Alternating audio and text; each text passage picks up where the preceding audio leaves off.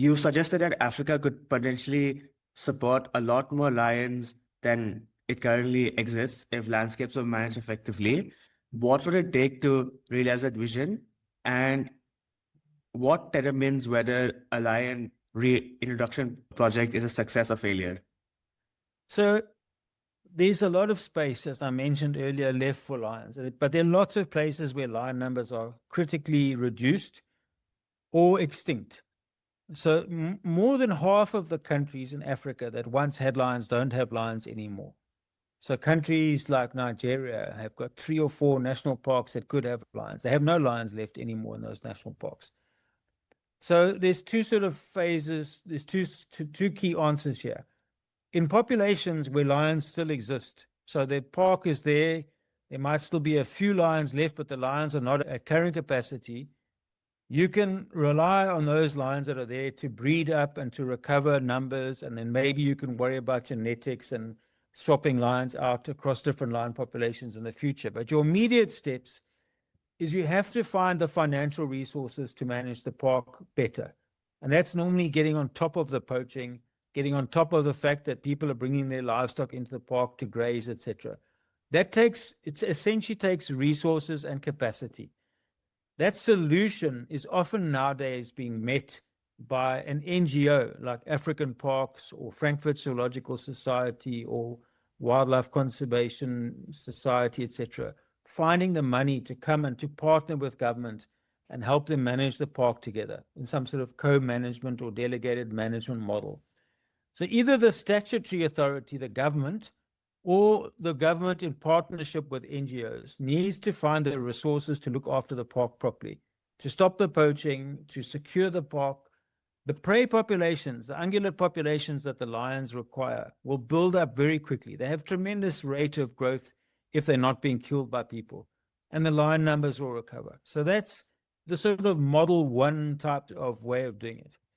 If you've lost all your ungulates in the park to the point that you no longer have lions, then you've got to start a bit further back. You've got to now find those same resources. You've got to find the same partners to look after the park and to secure the park and to build it up. And then as the prey populations reach a sort of point where you calculate that the area can now sustain lions, you can now bring lions and you can put them in. Sometimes lions will just find a park like this. If the park is not too far from another area, they might recolonize. But often the distances between one protected area with lions and another protected area without lions are too big that lions could, by chance, move to the one area. So you have to facilitate the process and bring lions there. And there's a lot of expertise on doing this. So in Southern Africa, particularly South Africa, but also Zimbabwe, Namibia, Botswana, to an extent, Mozambique, there are lots of managers, wildlife management guys, game capture people who know how to move, translocate, reintroduce lions. And we're starting to see some signs of this happening. So the lions that occur nowadays in Malawi, in Majete and other national parks there, they were all reintroduced by African parks. Once African parks had first fixed the park and brought it back up to a level that could sustain lions. In Rwanda, in Akagera National Park, there were no lions there, but there was also almost no prey when African parks took over there. They fixed the park, they put a fence around it, they fixed the management issues, they recovered and then they brought lions in, and the lions are doing well. They've complained now that they've got too many lions. So it's quite easy to go from few lions or no lions to plenty of lions, to the point where managers are saying, we've got too many now, if you really manage and secure the park properly. That's the bottom line. You have to do the work to secure the park. You have to do the work to have a good relationship with your community that's around the park. You have to identify the benefits from the park that the community can tap into. They have to understand that those benefits come from their relationship with a protected area.